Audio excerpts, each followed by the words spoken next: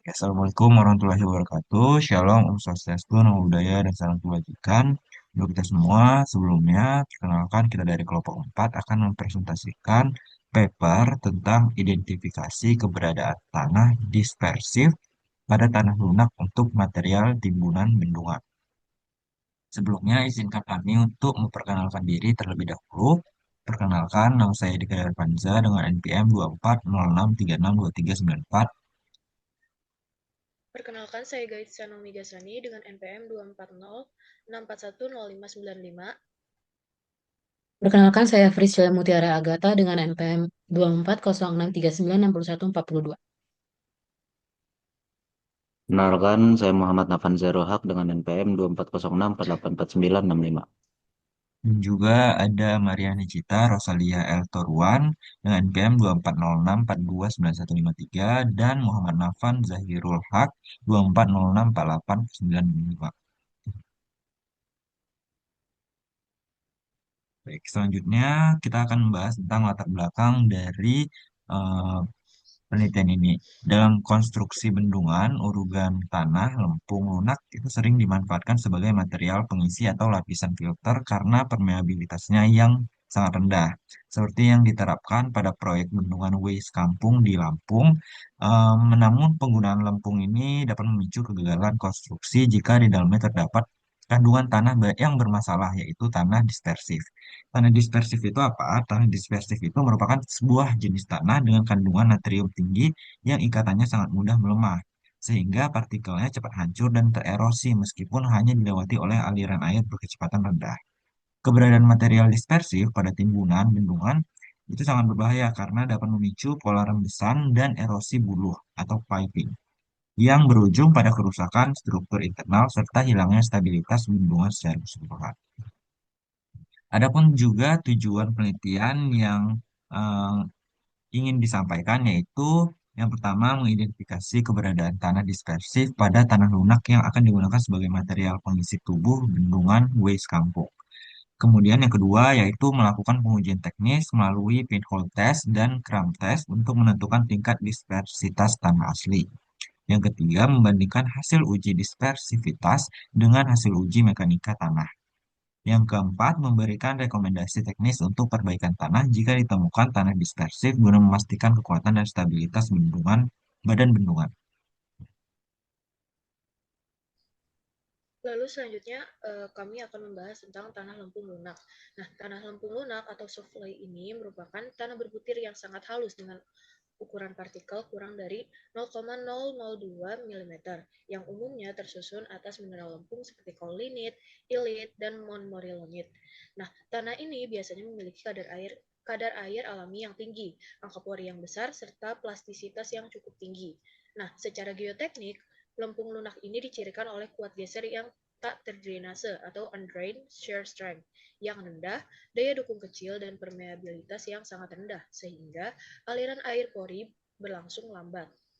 Kondisi ini menyebabkan tekanan air pori meningkat ketika tanah menerima beban, sementara disipasi tekanannya membutuhkan waktu lama.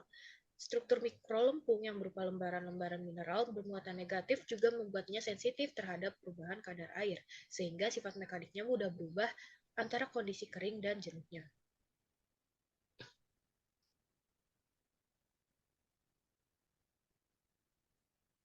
Dalam bidang konstruksi sendiri, tanah lempung lunak itu tergolong tanah yang bermasalah karena kompresibilitasnya tinggi dan mengalami penurunan atau settlement yang besar, serta berlangsung lama akibat proses konsolidasi. Proses ini dapat menimbulkan penurunan diferensial, retakan struktur, hingga ketidakstabilan lereng timbunan. Selain itu, kuat geser yang rendah itu juga meningkatkan resiko longsoran, terutama pada konstruksi seperti bendungan urugan atau timbunan tanah.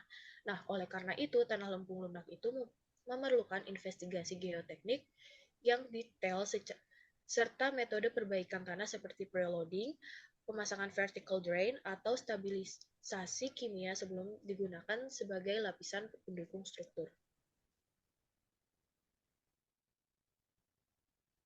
Baik, di sini saya akan menjelaskan mengenai metode penelitian yang digunakan. Lokasi penelitian yang dilakukan itu adalah di Bendungan Weise Kampung, Lampung. Sampel diuji di Laboratorium Mekanika Tanah Universitas Lampung. Sampel penelitian yang digunakan dalam penelitian ini itu digunakan 17 sampel tanah yang tak terganggu atau undisturbed sampel yang diambil dari 17 titik berbeda di area bendungan.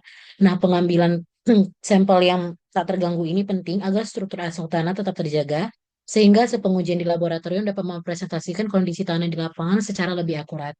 Nah, metode pengujian yang digunakan dalam penelitian ini tuh adalah dua, yaitu satu pinhole test dan yang kedua itu adalah cram test. Metode utama pertama yang digunakan dalam penelitian ini adalah pinhole test yang dilakukan berdasarkan standar ASTM D4647. Nah, tujuan dari pengujian ini adalah untuk melihat apakah tanah memiliki sifat dispersif, yaitu kecenderungan partikel tanah untuk mudah tererosi dan terdispersi ketika dialiri air. Prosedur yang dilakukan yaitu sampel dipadatkan dalam silinder plastik, lalu dibuat lubang kecil di tengah sampel, lalu dialirkan air suling dengan tinggi tertentu, diamati kekeruan airnya. Jika air menjadi sangat keruh dan lubang cepat membesar, maka tanah tersebut dikategorikan sebagai tanah dispersif. Sebaliknya, jika air tanah relatif jernih dan lubang tidak mengalami perubahan signifikan, maka tanah tersebut dikategorikan sebagai tanah non-dispersif. Lanjut. Selain pinhole test, ada cram test. Nah, pada pengujian ini itu yang merupakan metode sederhana untuk mendeteksi sifat dispersi tanah. Pada pengujian ini, gumpalan tanah kecil dimasukkan ke dalam gelas yang berisi air suling, kemudian didiamkan selama kurang lebih 1 jam. Nah, selama proses tersebut, peneliti mengamati apakah terbentuk awan koloid atau partikel halus yang menyebar di dalam air. Jika terbentuk awan koloid, maka tanah dikategorikan sebagai tidak dispersif, namun jika muncul awan koloid yang menyebar di sekitar tanah, maka tanah tersebut memiliki sifat dispersif. Itu bisa kita lihat pada slide selanjutnya. Ini. Oke, selanjutnya.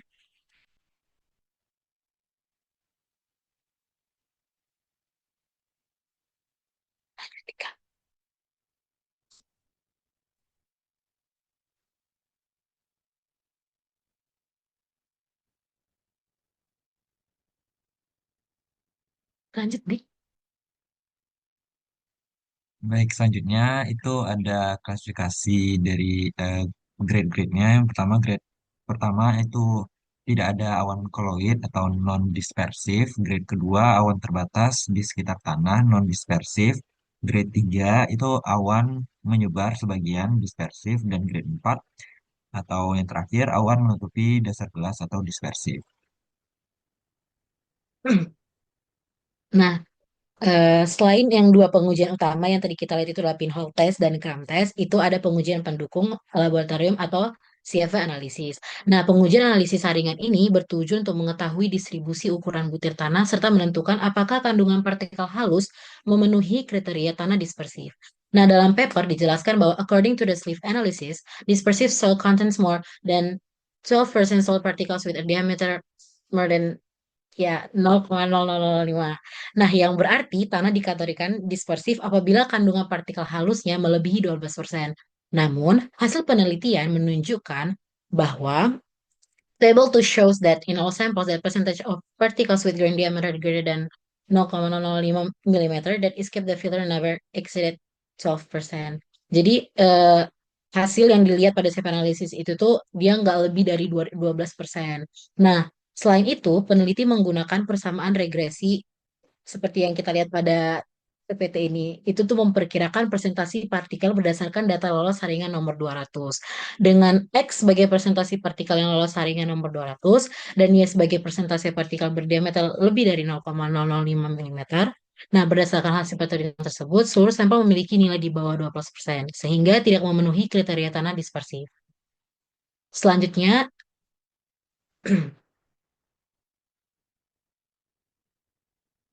slide selanjutnya. Oke. Nah, selanjutnya itu ada uji permeabilitas. Nah, uji permeabilitas ini dilakukan untuk menilai karakteristik aliran air dalam tanah serta mengidentifikasi apakah tanah memiliki sifat khas tanah dispersif. Nah, dalam paper itu dijelaskan bahwa dispersive clay had a very small permeability value. Jadi itu around 10 pangkat min 6 ke 10 pangkat min 7. Artinya tanah dispersif umumnya memiliki nilai permeabilitas yang sangat kecil.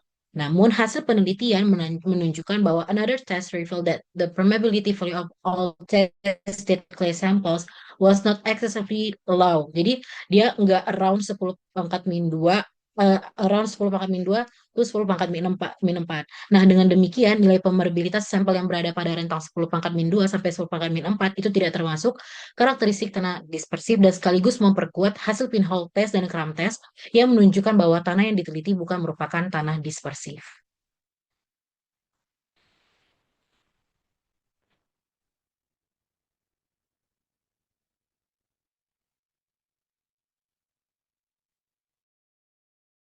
Hmm. Pada slide ini ditampilkan hasil dari uji dispersivitas menggunakan metode pinhole test dan cram test terhadap 17 sampel tanah tak terganggu yang diambil dari berbagai titik di area bendungan Waste Kampung. Berdasarkan hasil pinhole test sesuai standar ASTM D4647, eh, seluruh sampel diklasifikasikan sebagai ND1. Kategori ND1 ini menunjukkan bahwa tanah bersifat non-dispersif dan tidak memerlukan perlakuan khusus sebelum digunakan sebagai material timbunan bendungan. Selanjutnya itu ada hasil dari cram test sesuai ASTM D6572-20. Dia itu menunjukkan bahwa seluruh sampelnya itu berada pada grade 1. Hal ini ditandai dengan tidak terbentuknya colloid cloud atau awan koloid dalam air destilasi. Artinya partikel tanah itu tidak terdispersi ketika direndam dalam air. Lanjut, lanjut. Dik. Nah, habis itu ini dari hasil analisis distribusi ukuran butir dan validasi gradasi tanah. Nah, berdasarkan hasil analisis saringan atau sieve analysis, seluruh sampel menunjukkan bahwa persentase partikel halus tuh dengan diameter kritis tidak melebihi batas 12%, yang merupakan salah satu kriteria tanah dispersif. Selain itu, kami juga melakukan pemodelan regresi untuk distribusi ukuran memperkirakan distribusi ukuran butir berdasarkan data yang lolos saringan nomor 200. Hasil pemodelan ini konsisten dengan hasil uji laboratorium, sehingga memperkuat bahwa tanah di lokasi penelitian tidak memenuhi kriteria sebagai tanah dispersif.